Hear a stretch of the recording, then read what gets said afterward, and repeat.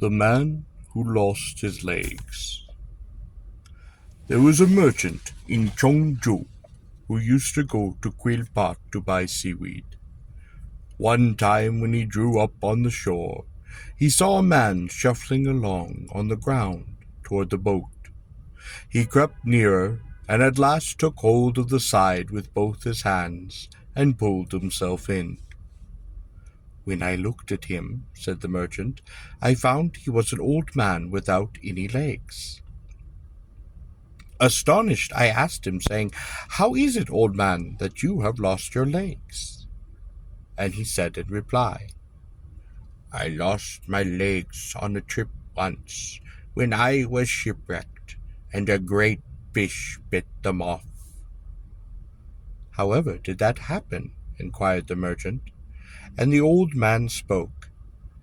"We were caught in a gale, and driven till we touched on some island or other. Before us on the shore stood a high castle with a great gateway. The 20 or so of us who were together in the storm-tossed boat were all exhausted from cold and hunger, and lying exposed. We landed and managed to go together to the house.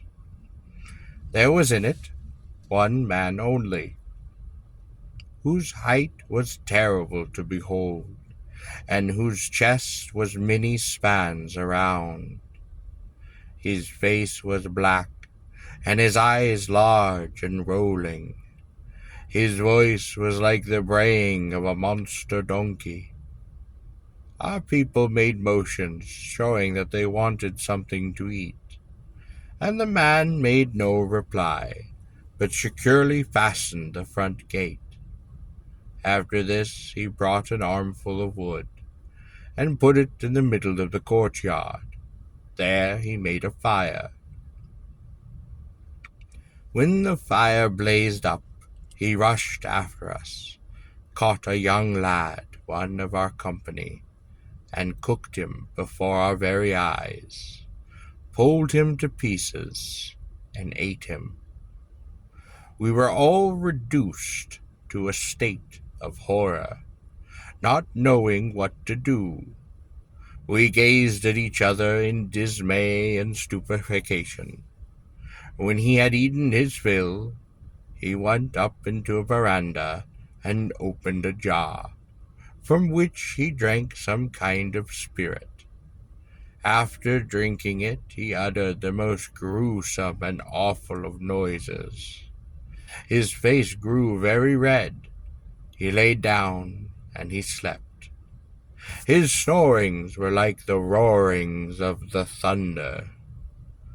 We planned then to make our escape, and so tried to open the large gate. But one leaf was about 24 feet across, and so thick and heavy that with all of our strength we could not move it.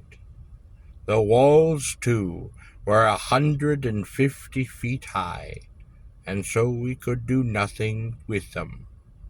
We were like fish in a pot, beyond all possible way of escape. We held each other and cried. Among us, one man thought of this plan. We had a knife, and he took it, and while the monster was drunk and asleep, decided to stab his eyes out and cut his throat. We said in reply, "We are all doomed to death anyway. Let us try." We made our way up to the veranda and stabbed his eyes. He gave an awful roar and struck out on all sides to catch us. We rushed here and there, making our escape out of the court back into the rear garden. There were in his enclosure pigs and sheep, about 60 of them in all. There we rushed, in among the pigs and the sheep. He floundered about, waving his two arms after us, but not one of us did he get a hold of. We were all mixed up, sheep and pigs and people. When he did catch anything, it was a sheep, and when it was not a sheep, it was a pig. So he opened the front gate to send the animals out. We then each of us took a pig or a sheep upon our back and made straight for the gate. The monster felt each, and finding it a pig or a sheep, it let it go. Thus we all got out and did rush for our boat. A little later he came and sat on the bank and roared his threatenings upon us. Many other giants came to his call. They took steps of 30 feet or so, and came racing after us. They caught the boat, and made it fast. But we took our axes, and struck at the hands that held it, and so got free at last, and out to the open sea. Again a great wind arose, and we ran to the rocks. We were all destroyed. Everyone was engulfed in the sea and drowned. I alone got a hold of a piece of boat timber and lived. There was a horrible fish from the sea that came swimming after me and bit off my legs. At last I drifted back home, and here I am. When I think of it still, my teeth are cold, and my bones do shiver. My 8 lucky stars are very bad.